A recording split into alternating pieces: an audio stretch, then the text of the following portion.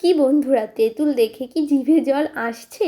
তো চলো এই সুন্দর তেঁতুলগুলো দিয়ে আজ বানিয়ে ফেলি তেঁতুলের আচার। প্রথমে তেঁতুলগুলো ভালো করে জলে ধুয়ে কিছুক্ষণ ভিজিয়ে রাখবো। আর দেখো, এখানে আমি মশলাগুলো আগেই ভেজে রেখেছিলাম, সেগুলো এখন গুঁড়ো করে নিচ্ছি। এখানে আছে লঙ্কা লঙ্কা আছে, তোমার ধনে আছে, জিরে আছে, মৌরি আছে, আর পাঁচফোড়ন আছে। তো দেখো, তারপরে এখানে কড়াইতে জল গরম করে তাতে দিয়ে দিয়েছি গুড়। গুড়টা জাল উঠলেই তাতে দিয়ে দেবো তেঁতুলগুলো। তারপর তেঁতুলগুলো একটু নাড়াচাড়া করে তাতে দিয়ে দেবো স্বাদ মতো লবণ। এখানে সাদা লবণও দিয়েছি, বিট নুনও দিয়েছি। এখানে আচারটা কম জালে বানাতে হবে, তাহলে আচারটা খেতে খুব সুন্দর লাগবে।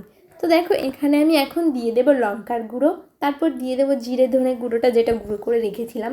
আর নামানোর আগে ভিনিগার দিয়ে দেবো, যাতে আমি আচারটা বেশি দিন স্টোর করে রাখতে পারি। তো দেখো, এখানে তো আচার আমার রেডি হয়ে গেছে। আর দেখো, আচারটাও দেখতে কি সুন্দর হয়েছে, আর খেতেও খুব টেস্টি।